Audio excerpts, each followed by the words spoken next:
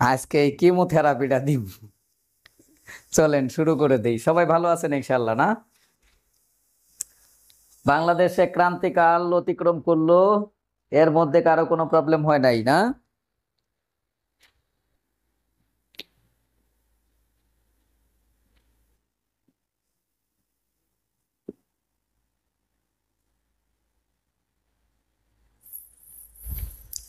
দেখুন, যারা এর আগে বাংলা কোথাও কোর্স টোর্স করেছেন, বিভিন্ন জায়গায় অনলাইনে অফলাইনে ক্লাস করেছেন এবং ইউটিউবে ক্লাস করেছেন, ফেসবুকে ঢুকলে আমরা বাংলা অনেক স্যারদের ক্লাস দেখতে পাই। এই যাবৎকালে যত মানুষ প্রকৃতিতত্ত্বের ক্লাস নিয়েছে তারা সবাই প্রকৃতি প্রত্যয় নিয়ে একটা ভ্রান্ত ধারণা দিয়েছে এবং একটা অযৌক্তিক ক্লাস নিয়ে প্রকৃতি প্রত্যয়কে শেষ করে দিয়েছে। আজকে আমরা এর কিছু ফাঁক ফোকর দেখানোর চেষ্টা করব, আল্লাহ তাআলা যদি তৌফিক দান করেন। আমরা প্রথমে জেনে নেব প্রত্যয় সম্পর্কে। প্রত্যয় সম্পর্কে আমরা আগে জানবো, প্রকৃতি সম্পর্কে আমরা একটু পরে জানার চেষ্টা করছি। প্রকৃতি এবং প্রত্যয় এই শব্দ দুইটার সম্পর্কে যদি আমরা আগে কয়েকটা জ্ঞানমূলক কোশ্চেন জেনে নেওয়ার চেষ্টা করি। প্রকৃতি এবং প্রত্যয় এই টপিকসটা আলোচিত হয় বাংলা ব্যাকরণের শব্দতত্ত্বে। প্রকৃতি এবং প্রত্যয় দুইটাই সংস্কৃত ভাষার শব্দ এবং দুইটাই বিশেষ্য পদ। প্রকৃতি শব্দ, প্রত্যয় শব্দটাকে যদি আমরা বিশ্লেষণ করি তাহলে আমরা এই যেরকম পাবো, প্রতি যুগ ই যুগ অ, এটা হলো প্রত্যয়। প্রত্যয় শব্দের এটা হচ্ছে বিশ্লেষণ। আচ্ছা, আর প্রত্যয় শব্দটাকে যদি আমরা সন্ধি বিচ্ছেদ করি তাহলে আমরা এরকম পাবো, প্রতি যুগ অয় ইকুয়াল টু প্রত্যয়। তাহলে এটা প্রত্যয় শব্দের সন্ধি বিচ্ছেদ, এটা প্রত্যয় শব্দের বিশ্লেষণ। এবার যদি আমরা কোশ্চেন করি যে প্রত্যয় শব্দটা কোন উপসর্গ যুগে তৈরি, তাহলে উত্তর হলো প্রতি উপসর্গ যুগে তৈরি। এই প্রতি উপসর্গটা আবার কোন ধরনের উপসর্গ? উত্তর হলো সংস্কৃত উপসর্গ। আসেন এবেলা প্রকৃতির কাছে যাই। প্রকৃতিকে বিশ্লেষণ করলে আমরা এরকম পাবো, প্র যোগ কৃ যোগ তি। প্রকৃতিটা কোন উপসর্গ যুগ দ্বারা গঠিত? এই যে প্র উপসর্গ যুগে গঠিত। আচ্ছা, প্রকৃতি শব্দটা তৈরি হলো কিভাবে? প্রকৃতি প্রত্যয়ের মাধ্যমে। আবার প্রত্যয় শব্দটা তৈরি হলো কিভাবে? এটাও প্রকৃতি প্রত্যয়ের মাধ্যমে। আচ্ছা, এবার যদি আমরা কোশ্চেন করি যে প্রকৃতি শব্দটা কোন প্রত্যয়? উত্তর কৃৎ প্রত্যয়। প্রত্যয় শব্দটা কোন প্রত্যয়? সেটাও কৃৎ প্রত্যয়। আচ্ছা, এখন আসুন প্রত্যয় কাকে বলে। প্রত্যয়ের সংজ্ঞা আমরা আমাদের মতো করে পড়ে ফেলবো। প্রত্যয় হচ্ছে এমন কতগুলো বর্ণ বা বর্ণ সমষ্টি যা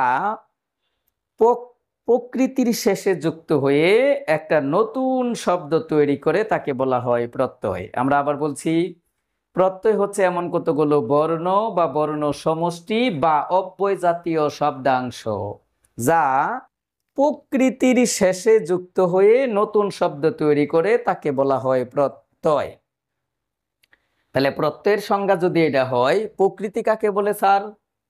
প্রকৃতির সংজ্ঞাটা হলো প্রত্যয় যার সাথে যুক্ত হবে সেটাই মূলত প্রকৃতি। তাহলে প্রত্যয় যার সাথে যুক্ত হবে সেটাই হলো প্রকৃতি। এবার আসুন আমরা প্রকৃতির সংজ্ঞা দিলাম, প্রত্যয়ের সংজ্ঞা দিলাম। প্রকৃতি এবং প্রত্যয় সম্পর্কে কিছু জ্ঞানমূলক কোশ্চেন আমরা জেনে নেওয়ার চেষ্টা করলাম। এখন আমরা প্রকৃতি এবং প্রত্যয়ের প্রকারভেদ দেখাবো।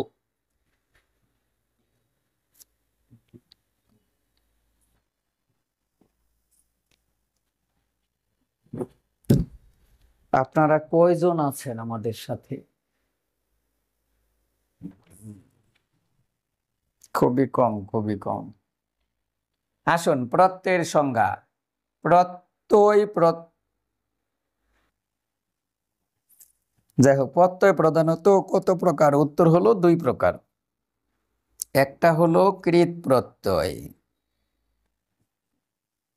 আর একটা হলো তদ্ধিত প্রত্যয়। তদ্ধিত প্রত্যয়, তাহলে একটা কৃৎ প্রত্যয় আর একটা তদ্ধিত প্রত্যয়। এগুলা তো আর সংজ্ঞা লিখে দিতে পারবো না, আমি একটু মুখে মুখে বলে দেওয়ার চেষ্টা করি। দেখুন, কৃৎ প্রত্যয় কাকে বলে? ক্রিয়া প্রকৃতি বা ধাতুর সাথে যে প্রত্যয় যুক্ত হয় তাকে বলা হয় কৃৎ প্রত্যয়। বাংলা ভাষায় পদ মূলত দুই প্রকারের, আমি আপনাদেরকে পড়াইছিলাম যে পদ মূলত দুই প্রকারের, নামপদ এবং ক্রিয়া। তাহলে একটা নামপদ আর একটা ক্রিয়াপদ। মনে রাখুন, ক্রিয়াপদের মূল অংশকে বলা হয় ধাতু বা কৃৎপ্রত্যয়, ক্রিয়া প্রকৃতি। আর ক্রিয়াপদ বাদ দিলে বাংলা ভাষার যত পদ যত শব্দ আছে এগুলো সব নামপদ বা নাম শব্দ। এই নাম শব্দের মূলকে বলা হয় প্রাতিপদিক বা নাম প্রকৃতি। প্রাতিপদিক বা নাম প্রকৃতি। আচ্ছা, তাহলে আমরা বললাম কৃৎ প্রত্যয়, ক্রিয়া প্রকৃতি বা ধাতুর সাথে যে প্রত্যয় যুক্ত হয় সেটা কৃৎ প্রত্যয়। নাম প্রকৃতি বা প্রাতিপদিকের সাথে যে প্রত্যয় যুক্ত হয় সেটা হলো তদ্ধিত প্রত্যয়। এখন আসুন, এই কৃৎ প্রত্যয় কত প্রকার? কৃৎ প্রত্যয় আবার দুই প্রকার। একটা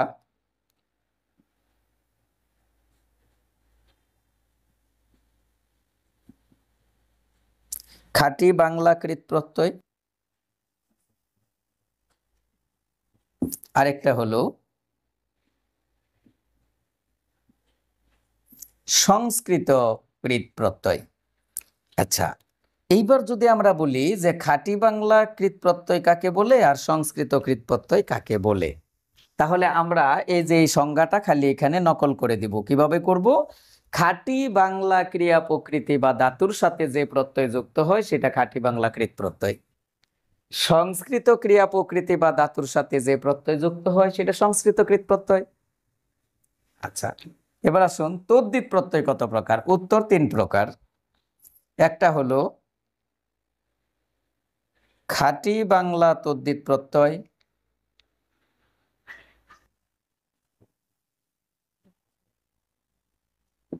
আরেকটা হলো সংস্কৃত তদ্ধিত প্রত্যয়, আরেকটা হলো বিদেশি তদ্ধিত প্রত্যয়। সংজ্ঞা: খাঁটি বাংলা তদ্ধিত প্রত্যয় কাকে বলে? তাহলে আমরা এই যে এটা এখানে নকল করে দেব। কি করব? খাঁটি বাংলা নাম প্রকৃতি বা প্রাতিপদিকের সাথে যে প্রত্যয় যুক্ত হয় সেটা খাঁটি বাংলা তদ্ধিত প্রত্যয়। সংস্কৃত নাম প্রকৃতি বা প্রাতিপদিকের সাথে যে প্রত্যয় যুক্ত হয় সেটা সংস্কৃত তদ্ধিত প্রত্যয়। বিদেশি নাম প্রকৃতি বা প্রাতিপদিকের সাথে যে প্রত্যয় যুক্ত হয় সেটা বিদেশি তদ্ধিত প্রত্যয়। তদ্ধিত এই প্রত্যয়ের প্রকারভেদ এবং সংজ্ঞা ক্লিয়ার। এখন আমরা যাব প্রকৃতির কাছে। প্রকৃতির সংজ্ঞা দিতে যে আমরা বলছিলাম যে প্রকৃতি হচ্ছে প্রত্যয় যার সাথে যুক্ত হয় সেটাই মূলত প্রকৃতি, সংজ্ঞার দরকার নাই, নিজের মতো করে পড়ে ফেলছি। প্রত্যয় যেটার সাথে যুক্ত হইব ওইটাই প্রকৃতি। এই প্রকৃতি কত প্রকার? প্রধানত দুই প্রকার। একটা হচ্ছে ক্রিয়া প্রকৃতি, ক্রিয়া প্রকৃতি, আরেকটা হলো নাম প্রকৃতি। এই ক্রিয়া প্রকৃতির আরেক নাম ধাতু, নাম প্রকৃতির আরেক নাম প্রাতিপদিক। তাহলে এখন আমরা দেখব ক্রিয়া প্রকৃতি কাকে বলে। ক্রিয়াপদের মূল অংশকে বলা হয় ক্রিয়া প্রকৃতি, নাম পদের মূল অংশকে বলা হয় নাম প্রকৃতি বা প্রাতিপদিক। এইবার যদি আমরা এই ক্রিয়া প্রকৃতি এবং নাম প্রকৃতিকে ভাগ করি তাহলে ক্রিয়া প্রকৃতি দুই প্রকার। একটা খাঁটি বাংলা ক্রিয়া প্রকৃতি,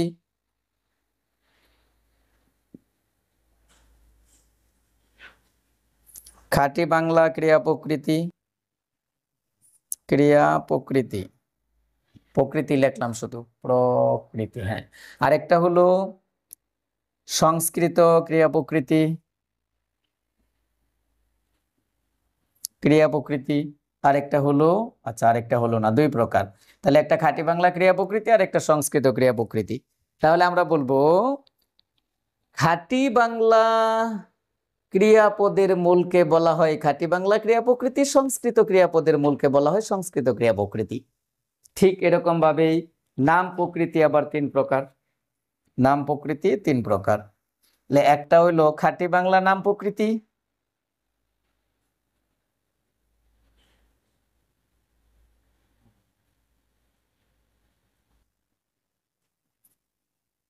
আরেকটা হলো সংস্কৃত নাম প্রকৃতি, আরেকটা হলো বিদেশি নাম প্রকৃতি, বিদেশি নাম প্রকৃতি। এই যে দেখুন, খাঁটি বাংলা নাম প্রকৃতি কাকে বলে? খাঁটি বাংলা ক্রিয়া প্রকৃতি বা খাঁটি বাংলা প্রাতিপদিকের সাথে যে সরি খাঁটি বাংলা ক্রিয়াপদের মূলকে বলা হয় খাঁটি বাংলা নাম পদের মূলকে বলা হয় খাঁটি বাংলা নাম প্রকৃতি। সংস্কৃত নাম পদের মূলকে বলা হয় সংস্কৃত নাম প্রকৃতি। বিদেশি নাম শব্দের মূলকে বলা হয় বিদেশি নাম প্রকৃতি। এখানকার প্রকারভেদ ইকুয়াল। প্রত্যয় দুই প্রকার, প্রকৃতি দুই প্রকার। কৃত প্রত্যয়, ক্রিয়া প্রকৃতি। নাম প্রকৃতি, তদ্ধিত প্রত্যয়। ক্রিয়া প্রকৃতি দুই প্রকার, খাঁটি বাংলা কৃত প্রত্যয়, সংস্কৃত কৃত প্রত্যয়। ক্রিয়া প্রকৃতি দুই প্রকার, খাঁটি বাংলা ক্রিয়া প্রকৃতি, সংস্কৃত ক্রিয়া প্রকৃতি। তদ্ধিত প্রত্যয় তিন প্রকার, খাঁটি বাংলা তদ্ধিত প্রত্যয়, সংস্কৃত তদ্ধিত প্রত্যয়, বিদেশি তদ্ধিত প্রত্যয়। নাম প্রকৃতি তিন প্রকার, খাঁটি বাংলা নাম প্রকৃতি, সংস্কৃত নাম প্রকৃতি, বিদেশি নাম প্রকৃতি। তার মানে এখানকার সাথে এখানকার মিলে যাবে। এই হলো আমাদের প্রকৃতি এবং প্রত্যয়ের সংজ্ঞা, প্রকারভেদ, আনুষঙ্গিক আলোচনা। আমরা এখন এক্সাম্পলে যাব। আমরা এখনো একটা এক্সাম্পলও দিছি না। এক্সাম্পল দিব আমরা একটা বক্সের মধ্যে। আমরা একটু ওই বক্সটা বোঝার চেষ্টা করব ইনশাআল্লাহ। এবার বলেন, এই যে এইটুকু যে পড়াইলাম এর মধ্যে কারো কোনো সমস্যা আছে কিনা?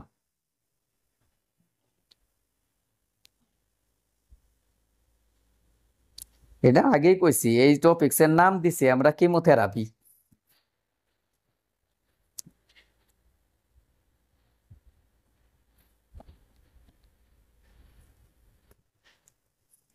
আচ্ছা, এখন আমরা এখানে এক্সাম্পল দেওয়ার চেষ্টা করব। দেখেন, আমরা যদি বলি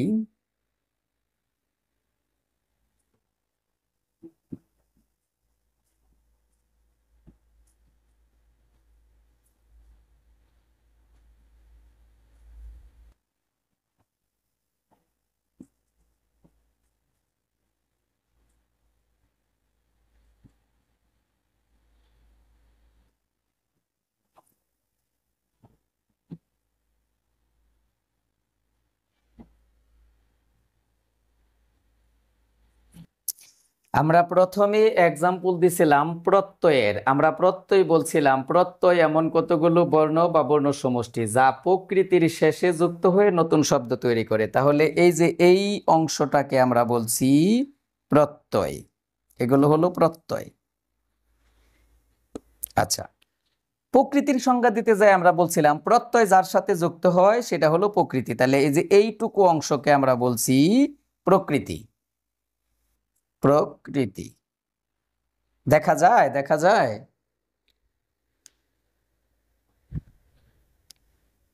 আচ্ছা, এবার দেখেন, প্রকৃতির সাথে প্রত্যয় যুক্ত হয়ে যে শব্দটা তৈরি করে এই শব্দটাকে বলছি আমরা প্রত্যয় সাধিত শব্দ। তাহলে এই দুইটা শব্দকে আমরা বলছি প্রত্যয় সাধিত শব্দ। প্রত্যয় সাধিত শব্দ। আচ্ছা, এবার আমরা বলছিলাম প্রত্যয় প্রধানত দুই প্রকার, একটা কৃত প্রত্যয় আর একটা তদ্ধিত প্রত্যয়। কৃত প্রত্যয় কাকে বলে? ক্রিয়া প্রকৃতি বা ধাতুর সাথে যে প্রত্যয় যুক্ত হয় এটা কৃত প্রত্যয়। আর নাম প্রকৃতি বা প্রাতিপদিকের সাথে যে প্রত্যয় যুক্ত হয় সেটা হলো তদ্ধিত প্রত্যয়। তাহলে এটা দেখুন, এই যে চল, এই চল কথাটার অর্থ হলো চলা, মানে কাজ করা বোঝায়। তাহলে এটা ক্রিয়াপদ। তাহলে ক্রিয়াপদের সাথে যে প্রত্যয়টা যুক্ত হয়েছে এটাকে বলছি আমরা কৃত প্রত্যয়। তাহলে দেখুন, এই যে এইটুকু অংশকে বলছি আমরা কৃত প্রত্যয়। কৃত প্রত্যয়। তাহলে এটা যদি কৃত প্রত্যয় হয় এইটা তাহলে নিশ্চিত তদ্ধিত প্রত্যয়। তাহলে এটা হবে তদ্ধিত প্রত্যয়। তদ্ধিত প্রত্যয়। আচ্ছা, তাহলে কৃত প্রত্যয় যার সাথে যুক্ত হয় সেটাকে বলছি আমরা ক্রিয়া প্রকৃতি বা ধাতু। তাহলে এই চলটাকে বলছি আমরা ক্রিয়া প্রকৃতি। ক্রিয়া প্রকৃতি বা ধাতু। তাহলে এটা যদি হয় ক্রিয়া প্রকৃতি তাহলে এই প্রকৃতিটা নিশ্চিত নাম প্রকৃতি। তাহলে এই হাতটা হলো নাম প্রকৃতি। নাম প্রকৃতি বা প্রাতিপদিক। প্রাতিপদিক। দেখুন, এইটা কিন্তু অনেকবার পরীক্ষার মধ্যে কোশ্চেন হয়েছে যে বিভক্তিহীন নাম শব্দকে কি বলে? উত্তর হলো প্রাতিপদিক। অথবা নাম প্রকৃতির আরেক নাম কি? উত্তর হবে প্রাতিপদিক। এটা মনে রাখেন। আচ্ছা, এবার দেখুন, ক্রিয়া প্রকৃতির সাথে কৃৎ প্রত্যয় যুক্ত হয়ে যে শব্দটা তৈরি করে এই শব্দটাকে আবার বলা হয় কৃদন্ত শব্দ। কৃদন্ত শব্দ। তাহলে এই যে চলন্তটা হলো কৃদন্ত শব্দ।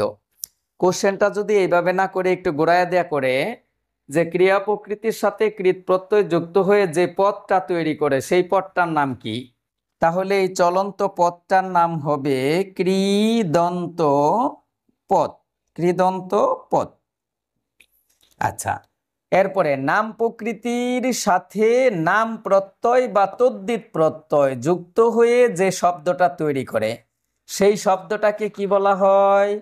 এরকম কোশ্চেন হলে উত্তর হবে এটাকে বলা হয় তদ্ধিতান্ত শব্দ।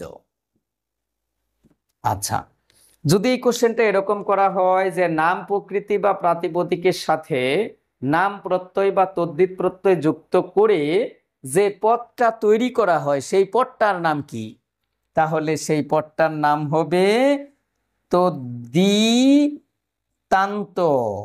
পদ। তদ্ধিতান্ত পদ।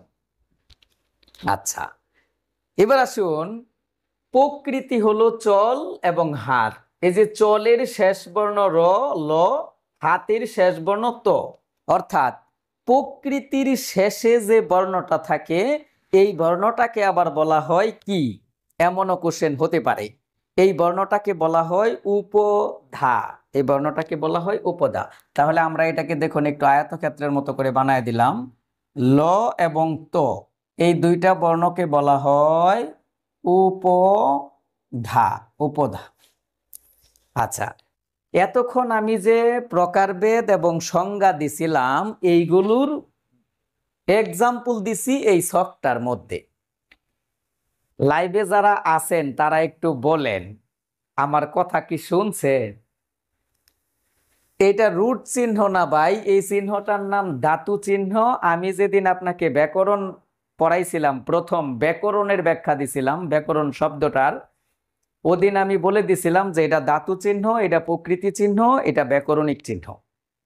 আচ্ছা, এবার একটা কথা আছে, কথাটা শুনে নেন। ক্রিয়া প্রকৃতির আগে এই চিহ্নটা দেওয়া লাগতো আগের ব্যাকরণে, তবে নতুন ব্যাকরণে এই চিহ্নটা না দিলেও চলবে।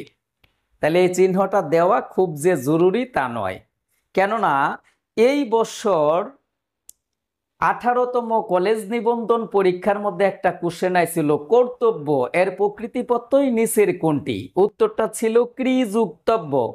তাহলে ক্রি একটা সংস্কৃত ধাতু, এর আগে প্রকৃতি চিহ্নটা ছিল না। তার মানে এখন ধাতুর আগে, এই প্রকৃতির আগে, ক্রিয়া প্রকৃতির আগে বা ধাতুর আগে এই চিহ্ন না দিলেও চলবে। কথা বুঝলেন? এবার বলুন তো, এই যে যে আমরা এক্সাম্পলটা দিলাম এটার মধ্যে কারো কোনো কোশ্চেন আছে কি?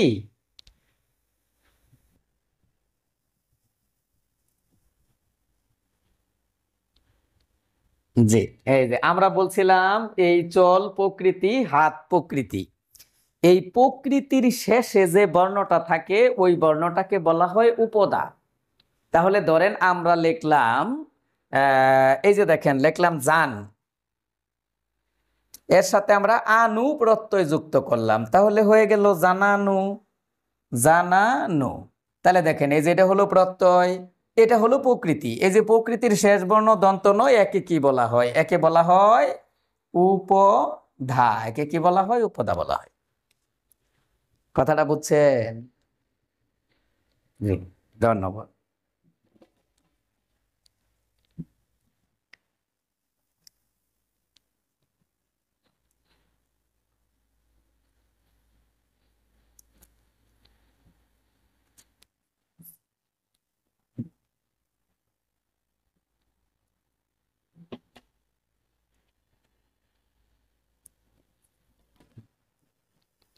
এখন দেখেন, আমি আপনাদেরকে প্রকৃতি প্রত্যয়ের 3টা সূত্র আছে।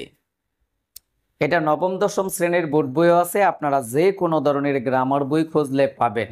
এই তিনটা সূত্র থেকে ম্যাক্সিমাম সময় পরীক্ষার মধ্যে কোশ্চেন এসে থাকে, আমরা তার ব্যাখ্যা দেওয়ার চেষ্টা করছি। সূত্র তিনটা কি বা কোশ্চেনটাই কিরকম?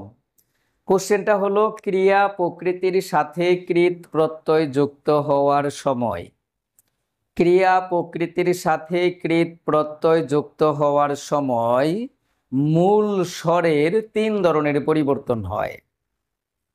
আবার বলছি, ক্রিয়া প্রকৃতির সাথে কৃত প্রত্যয় যুক্ত হওয়ার সময় মূল স্বরের তিন ধরনের পরিবর্তন হয়। একটা গুণ, একটা বৃদ্ধি, একটা সম্প্রসারণ। এই তিন ধরনের পরিবর্তনকে একত্রে বলা হয় অপশ্রুতি। তাহলে এই তিন ধরনের পরিবর্তনকে একত্রে বলা হয় অপশ্রুতি। এই অপশ্রুতি আমরা এখন পড়ানোর চেষ্টা করব। মনে রাখুন, এই তিন ধরনের পরিবর্তনের একটা হচ্ছে গুণ, একটা হচ্ছে বৃদ্ধি, আরেকটা হচ্ছে সম্প্রসারণ। সম্প্রসারণ, এই সম্প্রসারণের পরিবর্তনটা আমাদের খুব বেশি একটা প্রয়োজন নাই, আমাদের টোটাল বাংলা ব্যাকরণে এর খুব বেশি প্রভাব নাই, আমরা এর প্রভাব দেখতেই পাই না।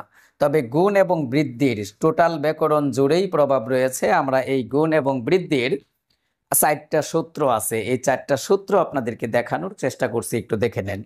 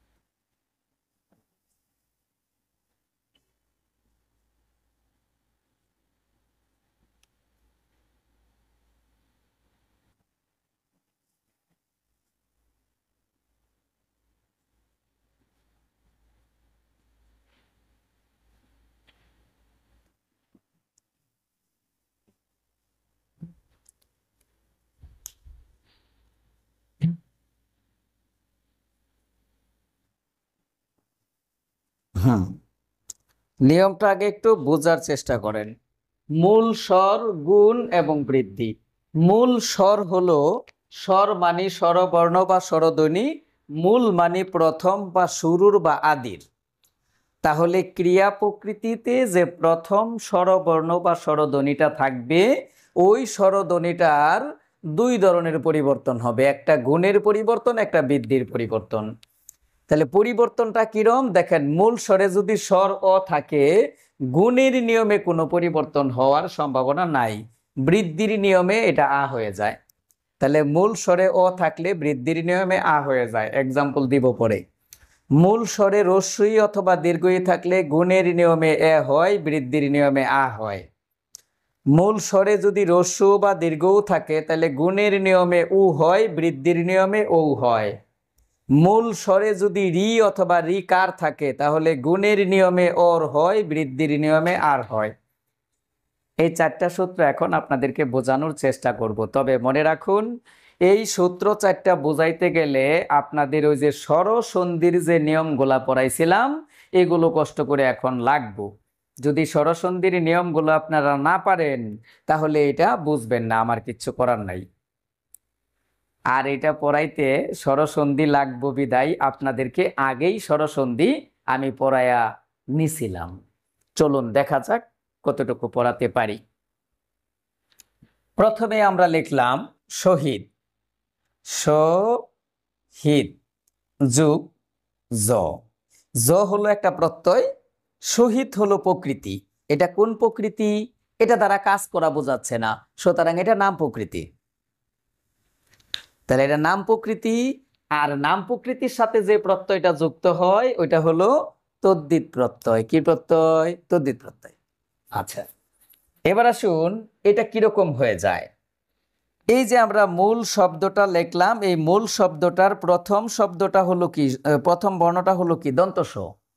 তাহলে দন্ত স এর সাথে একটা দেখেন ও আছে, ইন্টারনাল ও। আমরা বলছিলাম সকল ব্যঞ্জন বর্ণের সাথে মোটামুটি 36টা ব্যঞ্জন বর্ণের সাথে ও যুক্ত হয়ে থাকে, আর এজন্যই ও কে বলা হয় নীলিন বর্ণ।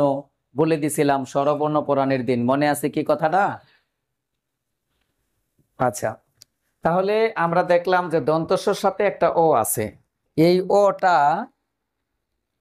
এই ওটা এই যে দেখেন বৃদ্ধির নিয়মে আ হয়ে যাবে। তাহলে এই শব্দটা হওয়ার কথা ছিল কেমন জানেন?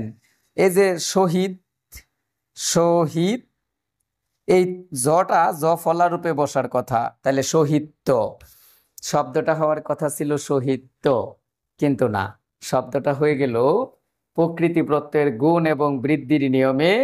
মূল স্বরে ও থাকলে বৃদ্ধির নিয়মে আ হয়ে যায়। তাহলে এই ওটা আ হইয়া এই যে এখানে কার রূপে বসবে, এই যে হয়ে গেল সাহিত্য। এবার কোশ্চেনটা হলো শহীদ যোগ জ ইকুয়াল টু সাহিত্য প্রকৃতি প্রত্যয়ের কোন নিয়মে হয়েছে? উত্তর বৃদ্ধির নিয়মে হয়েছে। ব্যাপারটা কি বুঝেছেন?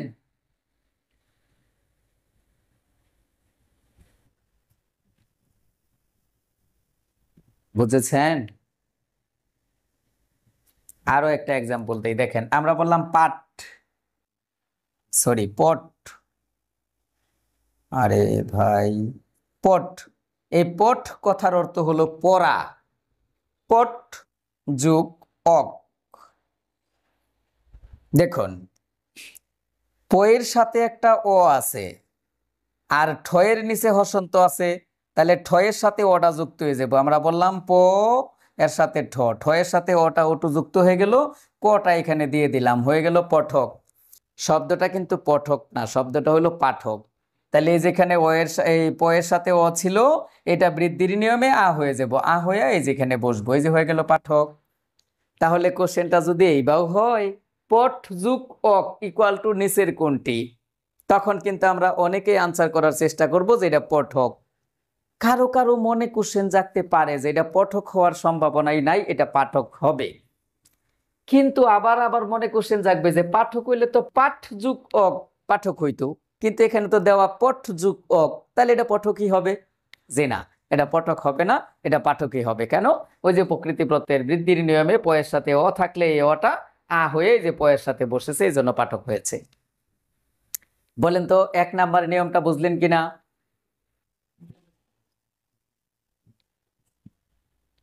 বুঝেছেন? হুম। 2 নাম্বার নিয়ম, পূর্ব পদে যদি মূল স্বরে যদি রস্যই অথবা দীর্ঘই থাকে তাহলে গুণের নিয়মে একার হয়ে যায়। তাহলে আমরা যদি বলি সিন যোগ আ, একটু খেয়াল করেন ছয়ের সাথে আছে কি রস্যই, রস্যই থাকলে গুণের নিয়মে কি হয়ে যাবে? একার। তাহলে আমরা বললাম সে দন্ত ন, এই যে সেন এর সাথে আটা কার রূপে বসায় দেব? এই যে সেনা। তাহলে সিন যুগ আ ইকুয়াল টু সেনা প্রকৃতি প্রত্যয়ের কোন নিয়মে হয়েছে? উত্তর গুণের নিয়মে হয়েছে। আবার যদি কোশ্চেন করা হয় সেনা শব্দটার প্রকৃতি প্রত্যয় নিচের কোনটি, তখন আপনাকে কষ্ট করে উত্তর দিতে হবে সিন যুগ আ ইকুয়াল টু সেনা। সেন যুগ আ ইকুয়াল টু সেনা না, অপশনে থাকবো, খুশিতে নাচতে নাচতে উত্তর দিলে 1 নাম্বার থেকে বঞ্চিত হবেন। আচ্ছা, তাহলে আমরা যদি বলি টিন যোগ আ তাহলে হবে টেনা, আমরা যদি বলি মিন যোগ আ তাহলে হবে মেনা। আচ্ছা, এবার আমরা বৃদ্ধির নিয়মটা দিই।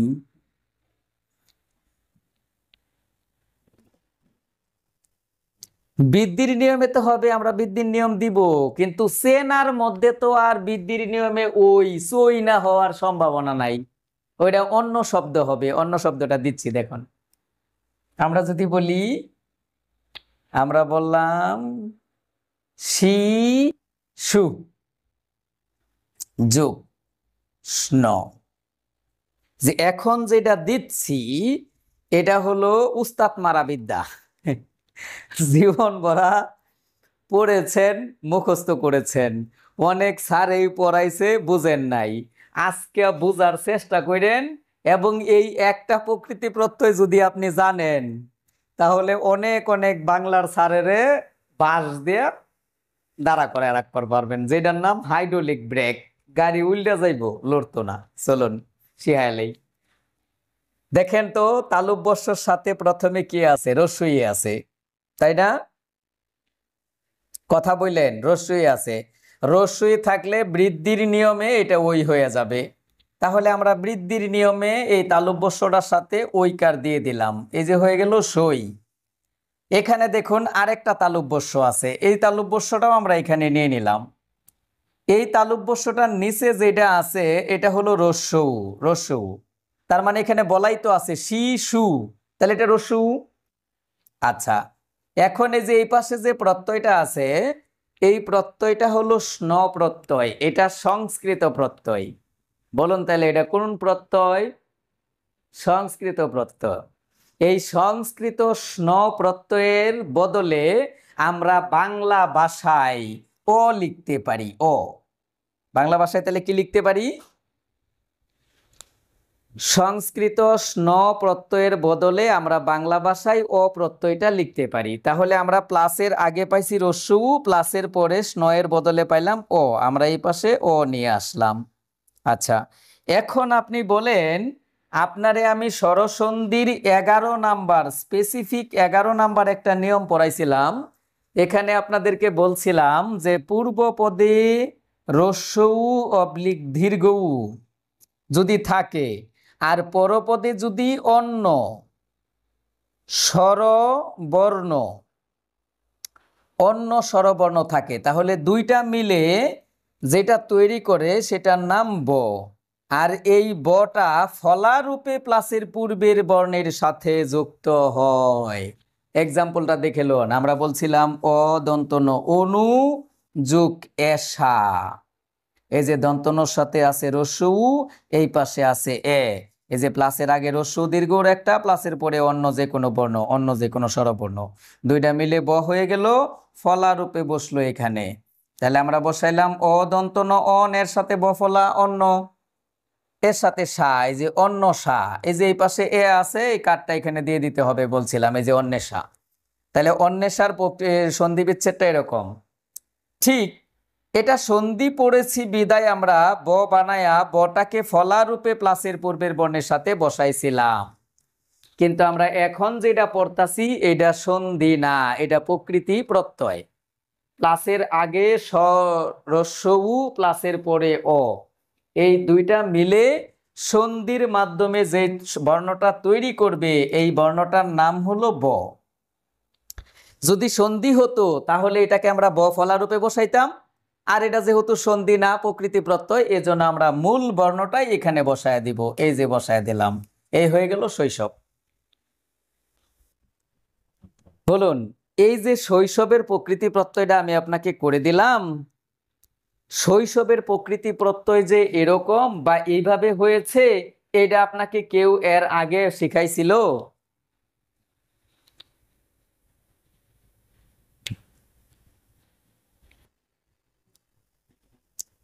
ঠিক এরকম ভাবে প্রকৃতি প্রত্যয়ের নিয়ম আছে 285টা। 285।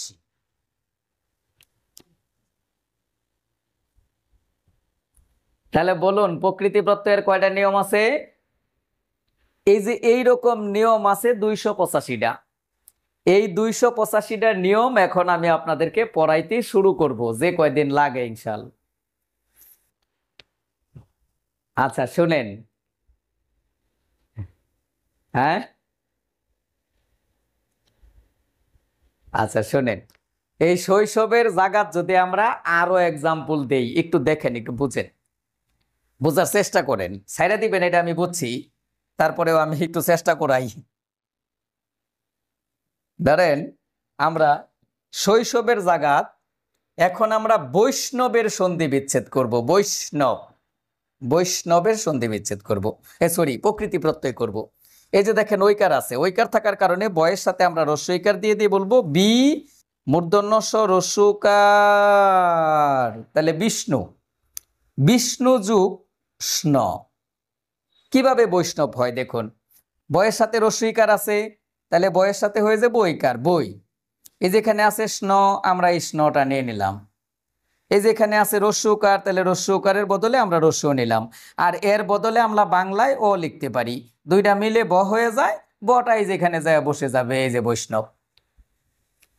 তাহলে বৈষ্ণবের প্রকৃতি প্রত্যয়টা বিষ্ণু যুগ স্ন ইকুয়াল টু বৈষ্ণব। স্বরসন্ধির 1 নাম্বার নিয়মে একটা শব্দ আপনাদেরকে পড়াইছিলাম, দ্বৈপায়ন। আমি বলছিলাম প্রকৃতি প্রত্যয় পড়ানোর দিন এটা দেখাবো কিভাবে দীপ যুগ অয়ন দ্বৈপায়ন হয়ে যায়। দেখুন,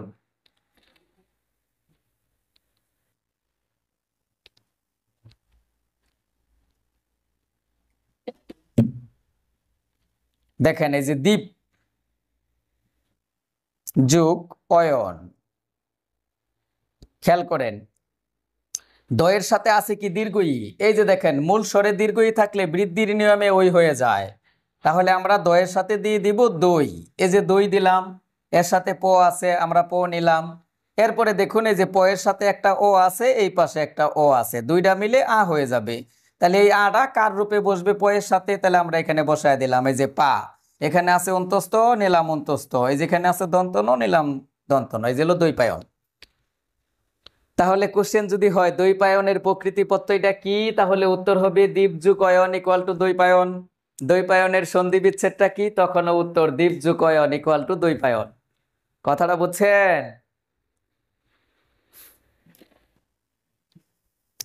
বলুন, রস্যই এবং দীর্ঘইর গুণ এবং বৃদ্ধির নিয়ম এখন বুঝছেন?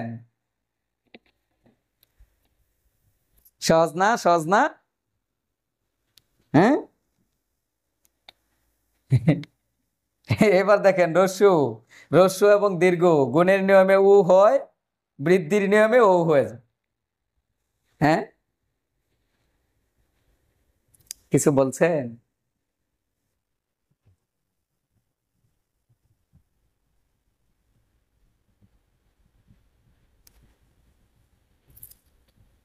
কথা আসে না, ক্লিয়ার না, কথা ক্লিয়ার না, আবার বলেন। কেউ বোধহয়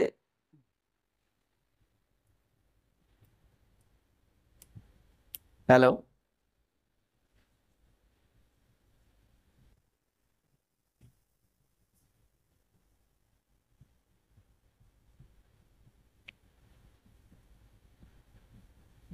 সমস্যাটা কোথায়? কথা আসে না কেন?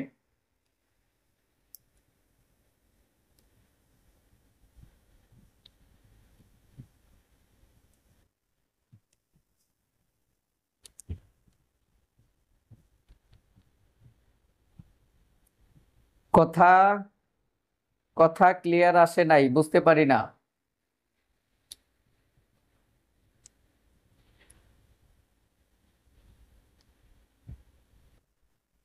কেউ মনে হয় কোথাও ঝামেলা করে।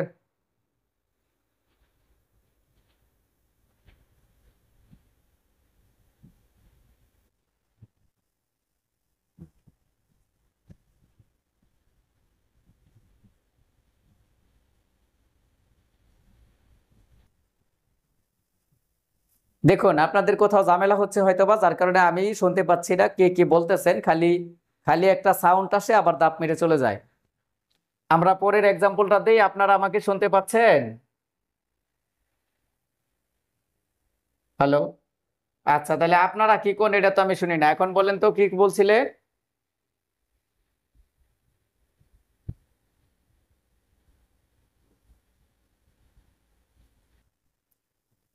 আচ্ছা, সামুদ্রিক শব্দটার বসলে সন্ধি প্রকৃতি প্রত্যয় হচ্ছে এরকম, সমুদ্র যুগ স্নিক, স্নিক বা ইক ইকুয়াল টু সামুদ্রিক।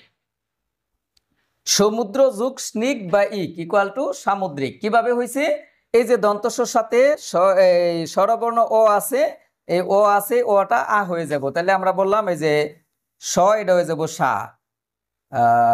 এরপরে সামুদ্রিক, এই যে দয়ের সাথে রফালা ঠিকই আছে, এখানে এই যে শয়ের সাথে রস্যইকার আছে, অথবা এখানে রস্যইকার আছে। এই স্নিক আগে ছিল, এখন আর স্নিক দেওয়া লাগবে না, ইক দিলেই হবে।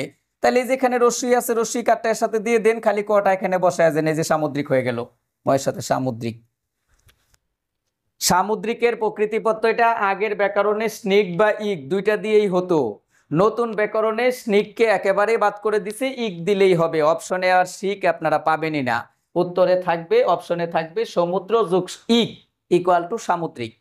প্রকৃতি প্রত্যয়ের বৃদ্ধির নিয়মে হয়েছে, প্রকৃতি প্রত্যয়ের বৃদ্ধির নিয়মে হয়েছে।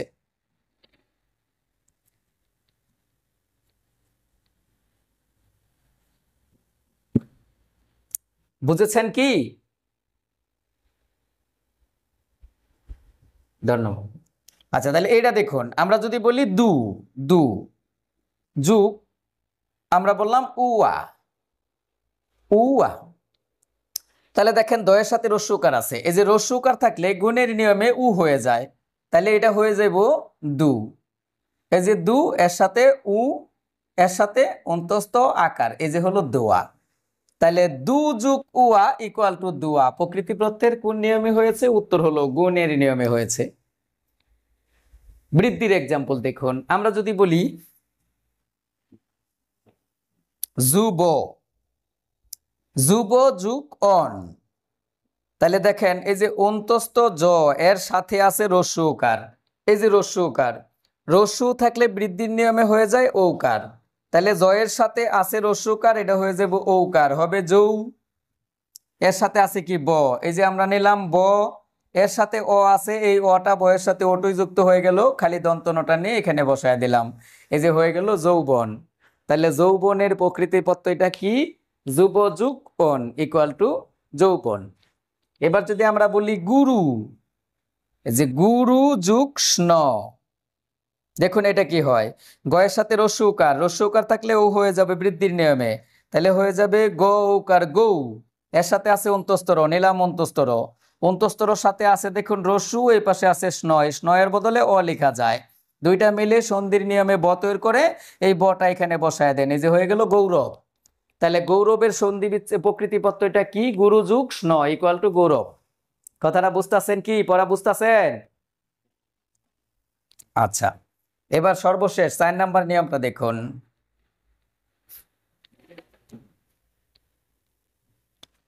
রি বা রিকার থাকলে গুণের নিয়মে অর হয়, বৃদ্ধির নিয়মে আর হয়। তাহলে আমরা বললাম ক্রি যুগ অ দন্ত ন অন,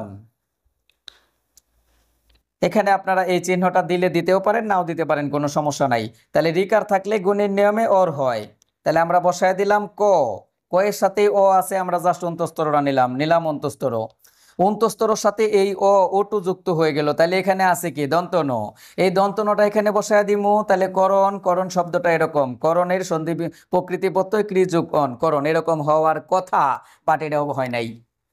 কেন হয় নাই? এখানে একটু ব্যাখ্যা আছে, ব্যাখ্যাটা শুনে নেন। ক্রি একটা সংস্কৃত ধাতু, এই সংস্কৃত ধাতু ক্রিয়ের সাথে যখন অন প্রত্যয় যুক্ত হয় তখন অনের দন্তনটা মূর্ধন্য হয়ে বসে, তাহলে এই দন্তনটা আর দন্তন থাকবে না, এটা মূর্ধন্য হয়ে যাবে, তাহলে করণ বানানটা কেমন হবে? ক অন্তস্তর মূর্ধন্য করণ।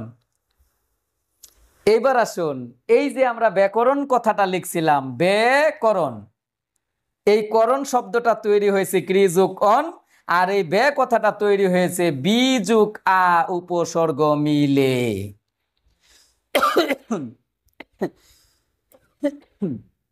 এখন কথা হলো স্যার বয়ের সাথে তো জফালা, তাহলে বি উপসর্গ হয়েছে কিবা? এটা স্বরসন্ধির 10 নাম্বার নিয়ম। কিভাবে? আমরা বলছিলাম পূর্বপদে রস্যই অবলিক দীর্ঘই থাকবে, পরপদে অন্য যে কোনো স্বরবর্ণ থাকবে, থাকলে যেটা তৈরি করবো এটা অন্তস্থ জ। তাহলে আমরা বললাম অত্যন্ত, এর সন্ধি বিচ্ছেদ হবে যে তয়ের সাথে জফালা, অতি যুগ অন্ত, এই যে অত্যন্ত সন্ধি বিচ্ছেদ, তাহলে জফালা থাকলে রস্যইকার হয়ে যায়, বয়ের সাথে জফালা আছে এই জন্য রস্যইকার হয়েছে, বি একটা উপসর্গ আ একটা উপসর্গ, করণ শব্দটা তৈরি হয়েছে ক্রি যুগ অন। বলেন তো করণের প্রকৃতি প্রত্যয় এবং ব্যাকরণটা কিভাবে প্রকৃতি প্রত্যয়ের মাধ্যমে তৈরি হয়েছিল, এই ব্যাপারটা বুঝেছেন?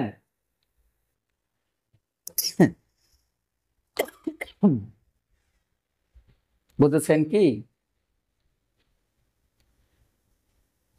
ধন্যবাদ।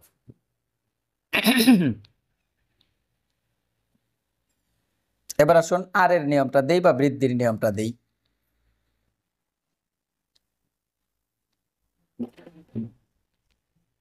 আর আমরা যদি বলি ক্রি যুগ অক, তাহলে বৃদ্ধির নিয়মে আর হয়ে যাবে। তাহলে ক এর সাথে আসি কি রিকার, তাহলে আমরা বসাইলাম ক, এর সাথে আকার বসাবো কা, এর সাথে অন্তস্তর বসাবো কা র। এই যে র এর সাথে অ ওটু যুক্ত হয়ে গেছে, আমরা কটা জাস্ট নিয়ে এখানে দিয়ে দিলাম, এই যে হয়ে গেল কারক। তাহলে কারকের প্রকৃতি প্রত্যয়টা কি? ক্রি যুগ অক ইকুয়াল টু কারক। ঠিক এরকম ভাবে আমরা যদি বলি ধারকের প্রকৃতি প্রত্যয় কি, তাহলে দ্রি যুগ অক। তাহলে দ আমরা নিলাম, এর সাথে আকারটা নিব দা, এর সাথে অন্তস্তর নিব ধা র, অন্তস্তরের সাথে ও ওটু যুক্ত হয়ে গেছে, কটা নিয়ে এখানে বসায় দিব, এই যে হয়ে গেল ধারক। বুঝতে পেরেছেন? তাহলে এটা হলো গুণ বৃদ্ধির নিয়ম, এটা হলো গুণ বৃদ্ধির নিয়ম।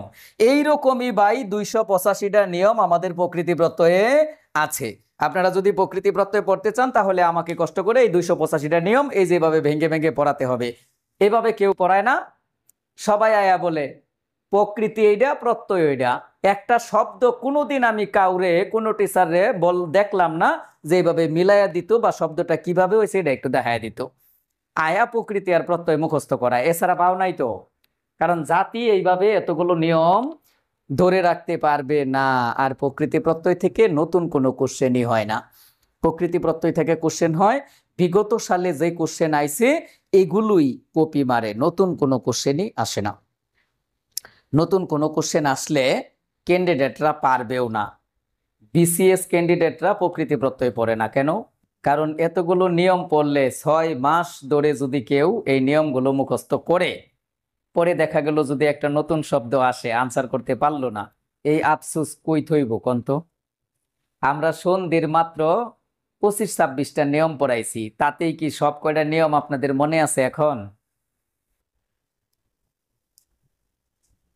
তাহলে যদি 280-85টা নিয়ম পড়াই কোন অবস্থাটায় যাইব কোন? আচ্ছা, প্রকৃতি প্রত্যয়ের ব্যাপারে আপনারা যেটা করবেন সেটা হলো প্রকৃতি প্রত্যয় যার কাছে যে বইগুলাই আছে বইয়ের মূল আলোচনা আপনাকে পড়তে হবে না, শুধু এমসিকিউ গুলো বেশ কয়েকবার করে রিভিশন দেয়া লাগবেন, 30 বার রিভিশন দেয়া লাগবেন প্রকৃতি প্রত্যয় নিয়ে। এর বেশি যদি কেউ ধারণা নিতে চান তাহলে খুব বেশি আগাতে পারবেন না, বরং সময় লস হবে। আপনারা যদি আমাকে বলেন পড়ানোর জন্য তাহলে আমি যে এরকম করে করে পড়াইতে থাকবো, কারণ আমার পড়ানির ধরন আমি কখনো হাইট করে যেতে পারি না, ও টু আইসা পরে আয়া পড়বো। এতে আমার 5-7টা 10টা ক্লাস লাগবো এবং 10টা ক্লাস আমার এই কোম্পানিও দিত না। আর আপনাদেরও খুব একটা বেশি উপকারে আসবে না। কয়েকদিন পরে আমারে কইবেন স্যার আর প্রকৃতি প্রত্যয় পড়ান লাগতো না, অন্য টপিকস পড়ান। তাহলে এখন যেটা বক্তব্য, গুণ এবং বৃদ্ধির অনেক শব্দই ছিল এইভাবে, শব্দগুলো হলো এই যে শৈশব অনেকবার পরীক্ষার মধ্যে কোশ্চেন আইছে, পাঠক অনেকবার প্রকৃতির মধ্যে কোশ্চেন আইছে প্রকৃতি প্রত্যয় থেকে, ধরন অনেকবার কোশ্চেন আইছে, যেমন অন্তযুগ ইমন অন্তিম, নিযুগ অনট নয়ন, বুদ্ধি যুগ মতুব বুদ্ধিমান, দয়া যুগ বতুব দয়াবান, সাহিত্য যুগ স্নিক সাহিত্যিক। এই কোশ্চেনগুলোই ঘুরে ফিরে বারবার আসে। ক্রিযুক্তব্য কর্তব্য, হনযুগ অল বদ, এই শব্দগুলো যদি আপনারা আমার মনে হয় কয়েকবার প্র্যাকটিস করেন তাহলে পেয়ে যাবেন। এই প্রকৃতি প্রত্যয় থেকে নতুন কোনো কোশ্চেন আসে না, কোনো পরীক্ষাতেই না, বিসিএস পরীক্ষাতেও আসে না। বিসিএস পরীক্ষাতেও সব রিপিট কোশ্চেন এসে থাকে। বাংলাদেশ ব্যাংকের এডি জজ নিয়োগ পরীক্ষা, এটিও পরীক্ষা, সব ধরনের পরীক্ষার মধ্যে এই প্রকৃতি প্রত্যয় থেকে রিপিট কোশ্চেন আসে। তাহলে আমার মনে হয় যে আপনারা যদি খালি এমসিকিউ গুলো পড়ে নেন হয়ে যাবে। এরপরেও যদি আপনারা মনে করেন যে না প্রকৃতি প্রত্যয় পড়বেন তাহলে আমি পড়াবো।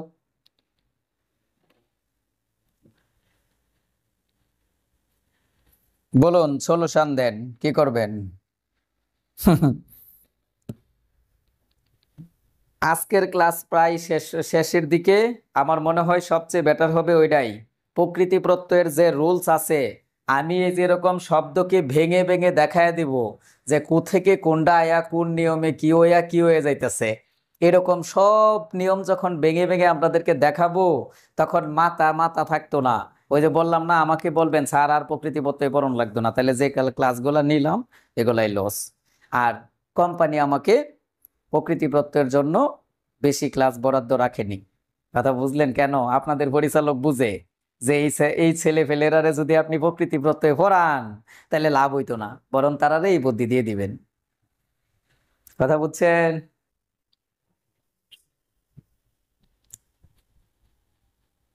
কেউ একটু রেসপন্স করেন, কথাটা কি বুঝছেন?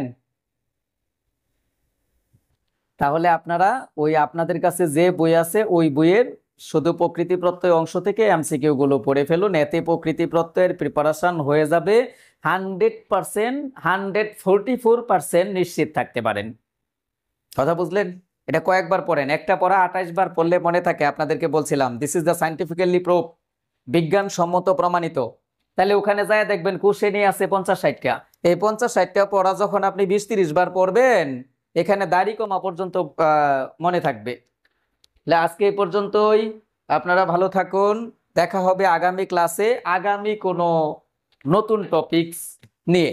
সে পর্যন্ত সবাই ভালো থাকুন, সুস্থ থাকুন। আল্লাহ হাফিজ।